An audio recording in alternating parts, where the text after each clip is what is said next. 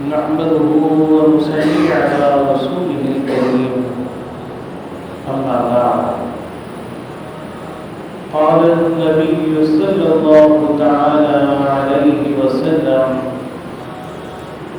من صام رمضان ثم أتبعه ستا من شوال فصيامه كصوم الدهر كله رواه مشكات أو كما قال رسولنا صلى الله تعالى عليه وسلم. حضرات سامعین کرام، مشکات کی حدیث ہے، حضور نبی اکرم صلی اللہ علیہ وسلم ارشاد فرماتے ہیں کہ جس نے رمضان کے روزے رکھے اور اس کے بعد شوال کے مہینے کے 6 روزے رکھے تو وہ ایسا ہے کہ جیسے کہ پورے سال روزے دار رہا، یعنی پورے سال روزے رکھنے کا اللہ تعالی اسے اجر و ثواب عطا فرمائے گا۔ حدیث کے پہلے حصے پر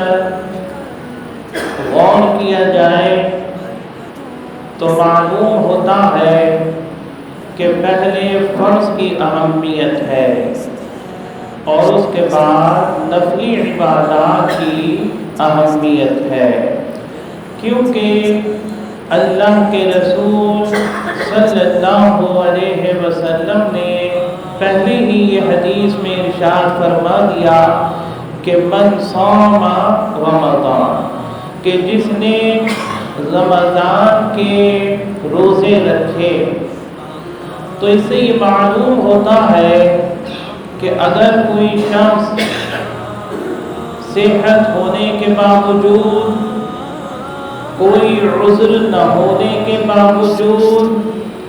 رمضان المبارک کے مہینے کے روزے نہ رکھے اور پھر وہ یہ ارادہ کرے کہ میں صرف شوال کے مہینے کے 6 روزے رکھ لوں تو پورے سال روزے دار رہنے کا مجھے اجر و ثواب حاصل ہو جائے، تو ایسا ہرگز نہیں ہے، کیونکہ حدیث پاک کے پورے حصے پر عمل کرنا ہوگا، صرف آخری حصے کے اوپر عمل کر لیں تب بھی اجر و ثواب نہیں ملے گا، صرف پہلے حصے پر عمل کر لیں اور اس کے بعد دوسرے حصے کو چھوڑ دیں، یعنی شوال کے 6 روزے نہ رکھیں تب بھی نہیں ملے گا، جو محنت کرے گا اسے ملے گا۔ تو پہلے فرض عبادت کا درجہ ہے، پھر اس کے بعد نفلی عبادات کا مرتبہ ہے۔ تو یہ ذوق اور شوق رکھنے والوں کے لیے، روزوں سے رغبت رکھنے والوں کے لیے، اللہ تعالیٰ کے دربار میں قرب حاصل کرنے والوں کے لیے، روزوں کی فضیلت حاصل کرنے والوں کے لیے ایک بہترین موقع ہے کہ وہ اللہ کی توفیق اور عنایت سے رمضان کے روزے رکھیں اور پھر اس کے بعد اس ماہ مبارک کے شوال کے 6 روزے رکھیں اور اللہ تعالیٰ کے دربار میں سرخرو ہو اور انہیں پورے سال روزے دار رہنے کا اجر و ثواب نصیب ہو۔ ان روزوں کے تعلق سے ایک بات یہ بھی کہی جاتی ہے کہ عید کے دوسرے دن روزہ رکھنا شرط ہے، تو یہ صرف عوامی بات ہے، کیونکہ اللہ کے رسول صلی اللہ علیہ وسلم نے فرمایا کہ جس نے رمضان کے روزے رکھے اور شوال کے 6 روزے رکھے، شوال کے مہینے کے 6 روزے رکھے، اسے پورے سال روزے دار رہنے کا اجر و ثواب حاصل ہوگا۔ تو اس میں کہیں قید نہیں لگی ہوئی ہے حدیث میں کہ اللہ کے رسول نے یہ فرمایا ہو کہ عید کے دوسرے دن ہی روزہ رکھا جائے گا، پھر یہ فرمایا ہو کہ لگاتار روزے رکھے جائیں گے۔ تو پہلی بات جو عوام کے اندر مشہور ہے کہ عید کے دوسرے دن روزہ رکھا جائے گا، اگر کوئی شخص نہیں رکھ سکا تو وہ نہیں رکھ پائے گا، ایسا کوئی معاملہ نہیں ہے۔ پورے مہینے کے اندر جب بھی توفیق مل جائے 6 روزے رکھ سکتا ہے۔ دوسری بات کہ لگاتار رکھے جائیں گے، یہ بھی عوامی بات ہے۔ لگاتار اگر اس کو موقع ہے، طبیعت پہ کوئی بار نہیں ہے،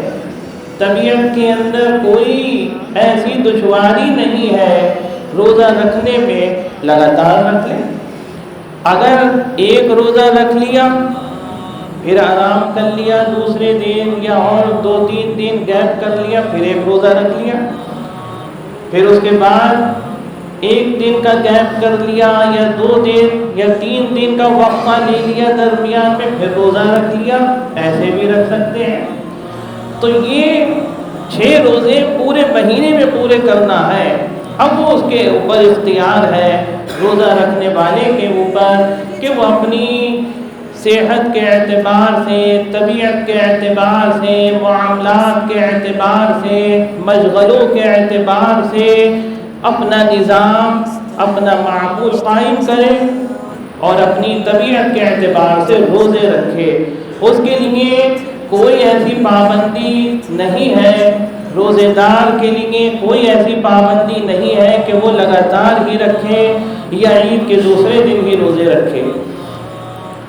اور یہ روزے نفلی ہیں۔ اس کے ساتھ ساتھ یہ بات بھی ذہن نشین رہے کہ یہ روزے نفلی ہے، فرض روزے صرف رمضان کے ہیں، فرض روزے صرف رمضان کے ہیں۔ یہ 6 روزے نفلی روزے ہیں۔ اگر اللہ تعالیٰ توفیق دے، توفیق نصیب ہو تو فرضوں کے بعد پھر نفلی عبادات کا مرتبہ ہے، اور جو قرب ملتا ہے، جو اللہ کے دربار میں قرب ملتا ہے، اللہ کی رضا اور خوشنودی نصیب ہوتی ہے، وہ نفلی عبادات سے ہی زیادہ ملتی ہے، کیونکہ فرض ڈیوٹی ہے، فرض ہر حال میں ادا کرنا ہے۔ صحت اگر کچھ کمزور ہے تب بھی نماز پڑھنا ہے، اگر کھڑا نہیں ہوا جا رہا ہے تو بیٹھ کر نماز پڑھنا ہے، اگر بیٹھا بھی نہیں جا رہا ہے تو لیٹ کر پڑھنا ہے، اشاروں سے پڑھنا ہے۔ یہ ڈیوٹی کا معاملہ ہے۔ اور نفلی کا اگر دل چاہ رہا ہے کہ اللہ کے دربار میں کچھ عبادت کی جائے تو بندہ کھڑا ہو گیا، دل نہیں چاہ رہا ہے تو اس نے عبادت نہیں کری، مگر پکڑ نہیں ہے۔ اللہ تعالیٰ یہ فرمائے بھائی آج عبادت کری تھی، اب کل کو بھی کھڑا ہونا ہے تہجد میں، کل بھی تہجد پڑھنا ہے، روزانہ تہجد پڑھنا، ایسا نہیں ہے۔ بلکہ مولا کہتا ہے تیرا جتنا دل چاہے تو ہمارے دربار میں عبادت کر، اگر تیری طبیعت نہیں چاہتی ہے تو آرام کر۔ اللہ کی طرف سے کوئی اس پہ گرفت نہیں ہے، کوئی پابندی نہیں ہے اللہ تعالیٰ کی طرف سے، بلکہ اس کے اختیار کا معاملہ ہے، بندے کے اختیار کا معاملہ ہے۔ اور جتنا اپنی مرضی سے جو اللہ کے دربار میں پڑھے گا، اللہ تعالیٰ کے دربار میں عبادت پیش کرے گا، اللہ اتنا ہی اسے اپنا قرب عطا فرمائے گا۔ اور جو جتنا اللہ کے دربار میں قرب حاصل کرنے کی کوشش کرے گا اسے اتنا ہی قرب حاصل ہوتا جائے گا۔ تو یہ نفلی عبادات کا معاملہ ہے۔ اس لیے کوشش یہی ہونا چاہیے کہ ہمارے فرائض نہ چھوٹیں، ہمارے واجبات نہ چھوٹیں،